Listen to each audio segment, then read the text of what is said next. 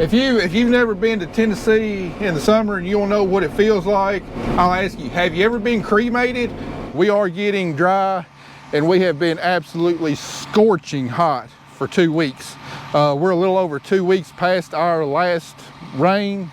If we don't get a rain soon, things are gonna go backwards in a hurry. But what all this residue in the cover crops that we've been practicing on this farm for years is it's buying us a little bit more time to catch a rain. And that cover crop is also helping to shade the soil. The cooler the soil is, the better the plant roots can react. So that could mean all the difference in making fair yields or good yields. You know, there's a lot of hardships we face in farming, but the worst one is watching your crop die. Either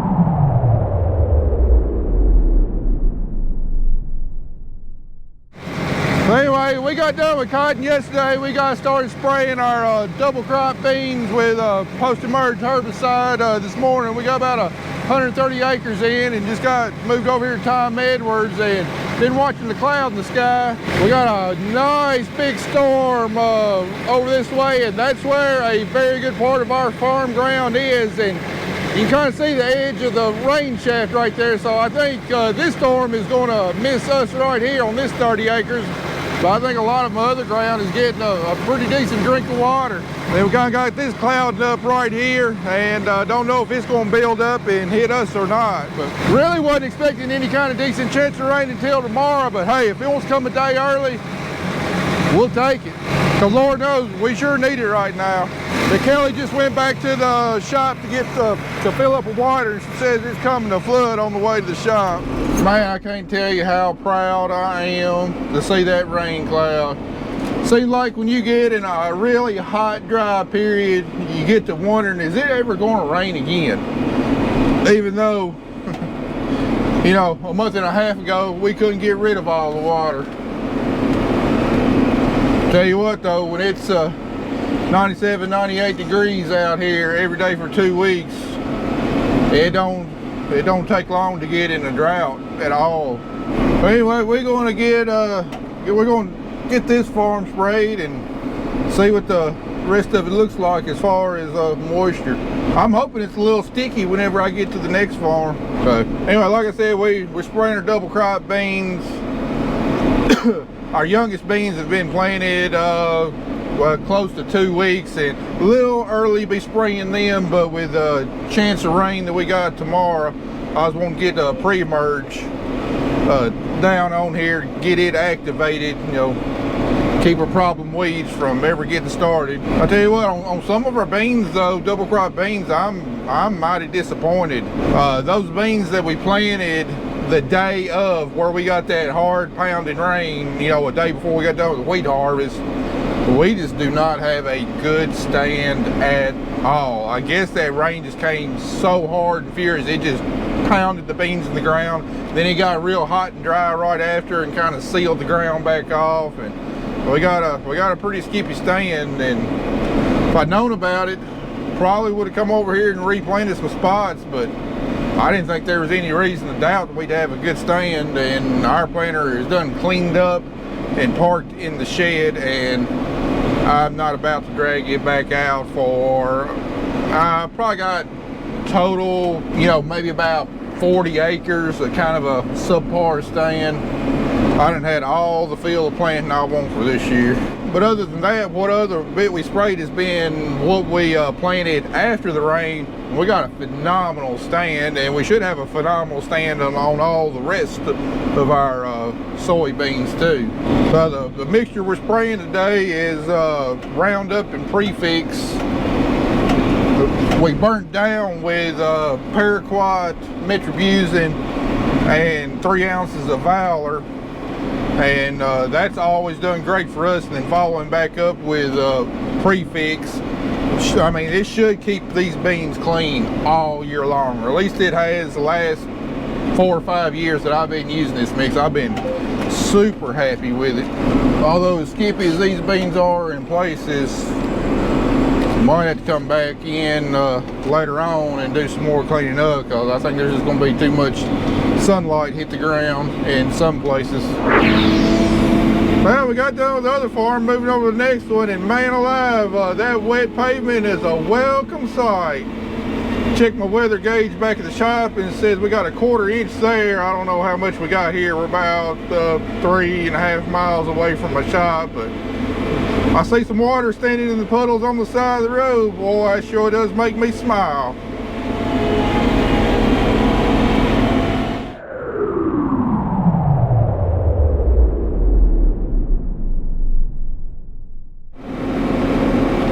Well, we had to bypass the next couple of farms on our way back. We started up in Madison County and was working our way back to the shop. But when I got over there to Williams and Pete's farm, pulled in the field, I was leaving some pretty serious cleat marks. It was a little squishy in places. My rain gauge shows that we only got about 1/4 inch here at the shop, so that's where we're at. They definitely got a little bit more rain up there towards the edge of Crockett County than what we got here. Man, I can't express how happy I am about that.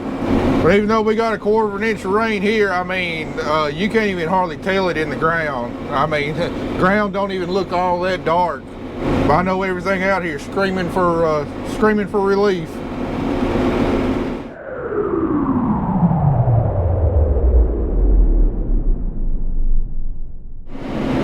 Well, funny thing, we just got back here on the back side of the farm, up there at the front. I mean, it was dusty. You tell it gotten a little bit of rain, maybe about that 1/4 inch on the front side of the farm. When we get back here, it's not muddy, but it's not far from muddy either. The couple of places of ruts that we got, you can see water standing in them. That's just how sporadic these summertime storms can be, where the front side of the farm won't hardly see anything, and then the back side of the farm just get pretty much a flood. I mean, we're only talking a 60-acre farm. You know, we're not talking a 200 or 300 acre farm. We're talking a 60-acre farm. You know, distance-wise from front to back is maybe 1/3 of a mile at most. And I can definitely tell a big difference in the beans.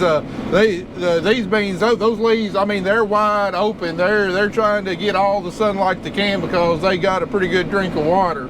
Whereas the ones at the front, they were still a little cupped up.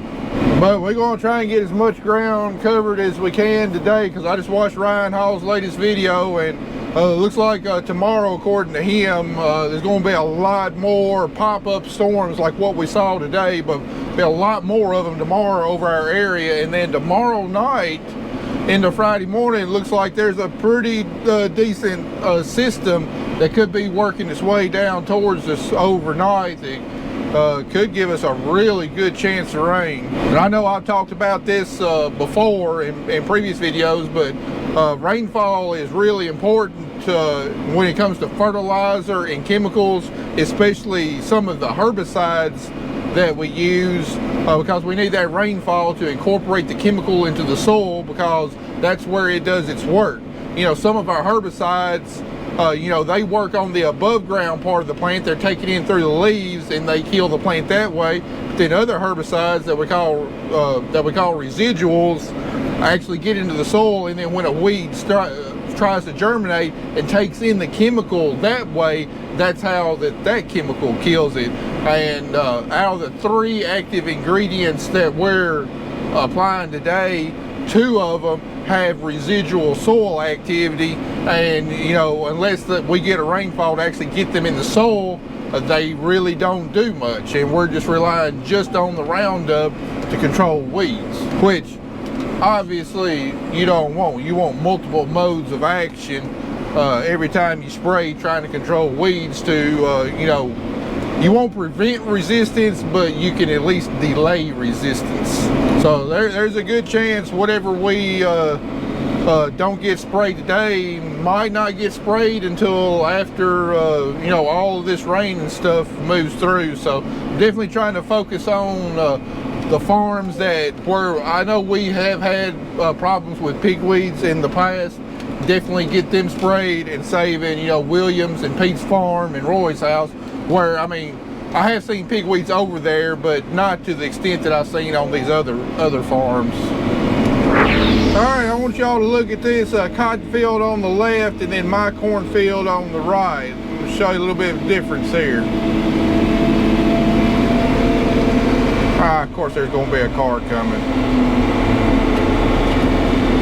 But anyway, this cotton field on the left, I know it's hard to tell from the camera, but it's wilted pretty good. They got quite a few blooms out there, but it's definitely wilting this dry weather. We hadn't gotten any rain here yet. And then look at my corn over here on the right. Thin hill ground, but it ain't hardly twisting up a bit. Now, you know anything about farming, you know that corn is not near as drought tolerant and heat tolerant as what cotton is. You know, cotton's a dry land crop, very warm weather, it's a tropical crop, and it tolerates hot, dry conditions a lot better than what corn does. So why is my corn not twisting up, but that cotton is wilting? The only thing that explains it is what we've been doing soil health all these years, building the soil up, making your crops, making your soil a lot more resilient when we get really hot, dry conditions. So like I said yesterday, it ain't a magic cure-all, but it does make a real difference, and it does help buy us some more time waiting on the rain. You know, it's helped buy my corn enough time to hopefully make it till tomorrow, and hopefully we get a good rain tomorrow, and you know, we haven't lost much, if any, yield potential out of it. Now that cotton out there, you know, I don't think it's lost any yield potential because it can tolerate this weather, and just because it's wilting, you know, as long as we get a rain tomorrow, it'll be just fine. But the fact of the matter is, my corn on the other side of the road should be twisted up like a pineapple when, you know, by the time that cotton starts wilting, but it's not. So the proof's in the pudding. You know, 2 years ago, you know, I really couldn't demonstrate that that difference because, I mean, we plain old ran out of water. It didn't really matter what the practice was. Everything was severely hurt. But this year, our soil health could play a crucial part and really help maintaining our yields when we deal with a briefer drought period. Hopefully briefer, hopefully it ends tomorrow. But if it doesn't, like I said earlier, it really ain't gonna matter what your practice is. Well, so much for getting done today. We got an O-ring blown up in there for one of the high pressure hoses that goes to the wheel motor over there. So I don't know when we're going to get back up and running, because I doubt I got an O-ring that fits that, and everybody done closed down for a very long holiday weekend. So I'll get something figured out. I'll let you know. All right, we got it hooked back together. We got really lucky. All it was an O-ring on one of those high pressure lines going to the wheel motor. Real big booger to get to, but luckily we had an O-ring kit that would fit it, so we're not down to Monday.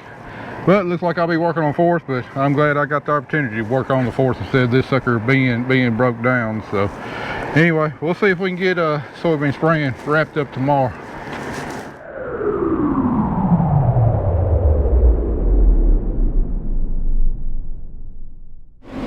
Hey, happy 4th of July to all of y'all. Yeah, because of our breakdown yesterday, we didn't quite get done. I got about 2.5 loads I got to spray this morning. And of course I saved our roughest farms for last. These seats have got way too much travel in them. But anyway, hope all y'all having a happy 4th of July, getting all the barbecue and beer and everything else y'all want to celebrate today. Hopefully a little bit later on today, I will be too. I was up late last night getting stuff ready for today. Got some potato salad made up. Got some homemade banana pudding made up. Put my pork shoulder on the pellet smoker at about 1 o'clock this morning, so it ought to be ready about mid-afternoon. I'm smacking my lips. Can't wait to get a bite of it. But work comes first. We got to get these beans done. It's starting to kind of cloud back up over the west. We got a chance of rain today, and man, I pray we get it. Now, this farm that I'm spraying yesterday, we got about a ½ inch on it. And it's good for now. But the majority of my corn ground did not get much of a rain at all yesterday, and that's what we are needing badly if we're going to make any kind of a decent corn crop. Problem is, check the weather forecast this morning, and like happens a lot in the summer, the forecast has changed. They reduced the rain chances a little bit. We still got like a 50 to 60% chance of rain today and tonight and tomorrow, but it was like 70 and 80% yesterday, and then we also had a rain chance for Saturday. So tell you what, during the summer, nothing gives a farmer more hope than looking at the 7-day forecast and, you know, seeing a chance of rain a little bit farther out, especially when you need it, and then nothing brings him down crashing to earth more quickly than seeing the forecast change and the rain chances get reduced as the days go on, which it happens a lot. But I got faith that the good Lord, He's going to take care of us. He always has, and He always will, as long as you keep the faith. Well, after riding over the majority of my bean crop, I'm not quite as happy about it as I thought. I mean, we planted into absolutely picture perfect conditions. The only snafu we had was that we had that heavy pounding rain, and you know, I already told you what we planted the day of that rain just kind of came up to a really spotty stand. But I'm seeing a few more problems scattered across most of all our fields now. Out in the middle looks absolutely beautiful. A lot of places around the edges we definitely got a pretty skippy stand in places, and in some places it's almost bare. Now we're not talking about a bunch of acres, but overall I'd say probably scattered across all of our farms, probably 5, 6, 7 acres just doesn't have a whole lot at all. And I really don't know why, because like I said, you know, there was good moisture when we planted.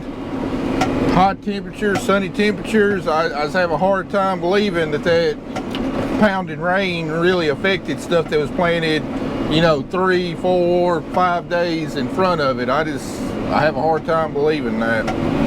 All right, we're getting the last little bit finished up, last field, and this isn't actually a field that we got soybeans planted on. This is my adaptive management plots that Carter planted this morning, summer cover crop mix on the cover crop plots, and I got soybeans on the no-till plots, but we just burning down the weeds and stuff out here so our cover crop has the best chances of success.